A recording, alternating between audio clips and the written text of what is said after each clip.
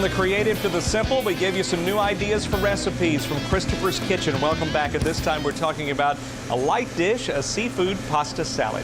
This is a very, very simple dish. A lot of people have their own versions. This is a great use of leftover pasta. And also, my mother-in-law fell in love with this dish that I did at a shower over the weekend. So I figured I'd show you how to do it. Yeah, sure. Okay, very, very simple, but I've got some penne pasta here. Okay, just gonna make enough for 2 or 3 people. I've got some seafood that I poached off, okay? Got some shrimp. I just poached this in a little water with little white wine, lemon juice, and some Old Bay seasoning. That's a seasoning that has a lot of different stuff that goes great with seafood. Okay, so we've got some nice big shrimp pieces to put in there. Now it's important that those have a lot of flavor, you know, nice, good flavored water. I've got some sea scallops here. Some nice chunks of sea scallops in there. Now those are just cooked too, you know, you don't want to overcook scallops. A lot of people tend to overcook those. Just cooked.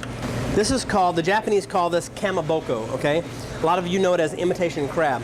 Well, I'm not using this as a substitute for crab today. Lump crab meat would be great in this recipe. I like this exactly for what it is. It's kamaboko. It's made from pollock, and it is a sweet thing. You don't have to use this if you want. I just think it adds a great flavor. There's a sweetness to it. If you want to, I'm not using this as a substitute for crab, so I don't want to get any email from all you chefs out there.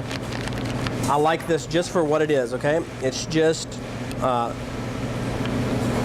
you see this, unfortunately you see this in a lot of cheap places where they're passing it off as crab meat, and this really is good just the way it is. I'm just going to put a little of that.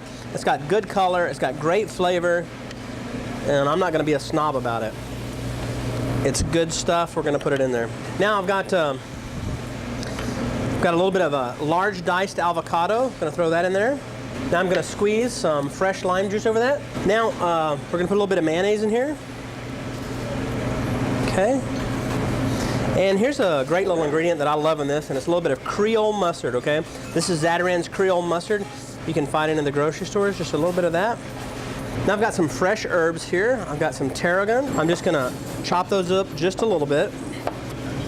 Very rough chop. And I've got some nice basil leaves here. We're gonna do a chiffonade of basil. That's when you lay the leaves out like this. Okay, you lay all the leaves on top of each other like that. And then you roll them up as tight as you can get it. Okay, like a little cigar. And you just want to run your knife as thin as you can get it, okay? So we'll loosen that up a little bit. And add that in there. Just a touch of Tabasco for just a little bit of spice. Just a little bit there.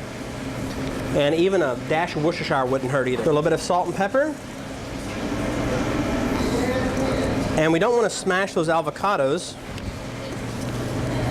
So I'm just going to fold this lightly, okay? Just to look for that mayonnaise and just fold it in. Very simple, but very light. And you can add stuff that you love into this. You could add peas, you could add tomatoes. Now we'll just pretend like this is sat in our refrigerator for at least an hour. Get lots of good seafood in there. Mike, I'll just let you taste that. Try to grab a piece of shrimp or scallop in there. And even try the kamaboko. I mean, seriously.